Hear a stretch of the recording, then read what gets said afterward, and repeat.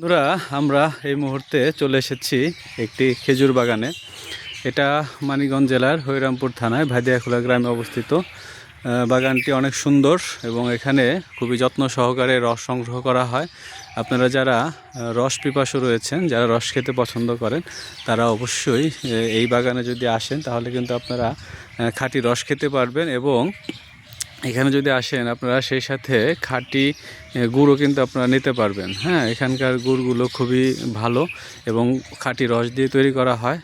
এক ভিন্নধর্মী উদ্যোগ নিয়েছে এখানকার এই বাগানের যে মালিক, তাকে অবশ্যই শুভকামনা জানাই এবং তাকে তার এই কাজের অবশ্যই প্রশংসা জানাই। এটা অবশ্যই একটি প্রশংসনীয় কাজ, খুবই সুন্দর একটি উদ্যোগ সে নিয়েছে। বাংলাদেশে কিন্তু অনেকটা প্রায় বিলুপ্তির পথে চলে গিয়েছিল এই খেজুরের গাছগুলো। অনেকের বাড়িতে খেজুরের গাছ রয়েছে, কিন্তু মূলত হচ্ছে যে খেজুর গাছের যে পরিচর্যার অভাবে কিন্তু আসলে গাছগুলো বিলুপ্ত হয়ে যাচ্ছে। অন্য কিছু না, যার শুধু পরিচর্যার অভাবে, সঠিক পরিচর্যা নাই।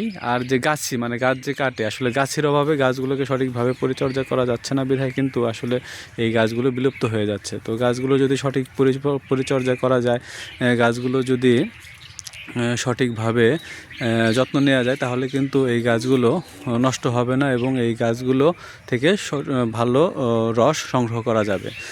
তো প্রিয় বন্ধুরা, আপনারা যারা রস পিপাসু রয়েছেন, ঢাকার আশেপাশে রয়েছেন বা মানিকগঞ্জ জেলার আশেপাশে রয়েছেন, তারা খাঁটি রস খেতে চাইলে অবশ্যই এই গ্রামে, ভাদিয়াখোলা গ্রামে চলে আসবেন। এবং যদি আপনার চিন্তা অসুবিধা হয়, আমার সাথে হোয়াটসঅ্যাপে বা আমার যে মেসেঞ্জারে যোগাযোগ করবেন, আমি আপনাদেরকে এখানকার সঠিক লোকেশনটা দিয়ে দেবো।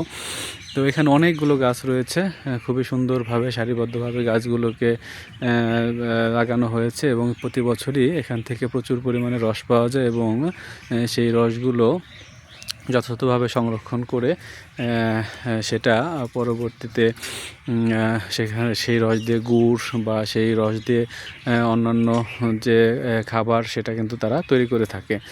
তো আসলে এই বাগানে আসতে পেরে আমার খুব ভালো লাগলো। এখানকার পরিবেশটাও খুবই সুন্দর। এখানকার যে মানুষগুলো রয়েছে তারাও আমাদের অনেক সহায়তা করেছে। আর তার যে আমরা যে এখানকার যে বাগানে যে মালিক রয়েছে, তার সাথে আমি কথা বলার চেষ্টা করেছি। তিনি বললো তার এরকম আরও পরিকল্পনা আছে, ভবিষ্যতে সে এরকম আরেকটি বাগান সে তৈরি করবে, যাতে কিছুটা হলেও মানুষের যে রসের চাহিদা রয়েছে সেই চাহিদাটা সে মেটাতে পারে। তো আমরা অবশ্যই চেষ্টা করব যে রসের যে গাছই রয়েছে তার যে মূলত রসের যে মূল্যটা সঠিক প্রাপ্য দিয়ে আমরা রসটা নেওয়ার চেষ্টা করব এবং যথাযথ মূল্যায়ন তাকে করব, যথাযথ মর্যাদা আমরা তাকে দেব। আসলে যদি কোনো কিছু যথাযথ মর্যাদা না দেওয়া যায়, তাহলে কিন্তু সেটা আস্তে আস্তে বিলুপ্ত হয়ে যায়। তো আসলে ধন্যবাদ এই গাছের যে উদ্যোক্তা রয়েছে, তাকে আবারও ধন্যবাদ জানিয়ে ভিডিও থেকে বিদায় নিচ্ছি। ভালো থাকবেন প্রিয় বন্ধুরা, সকলের জন্য থাকলো বাই বাই, টাটা।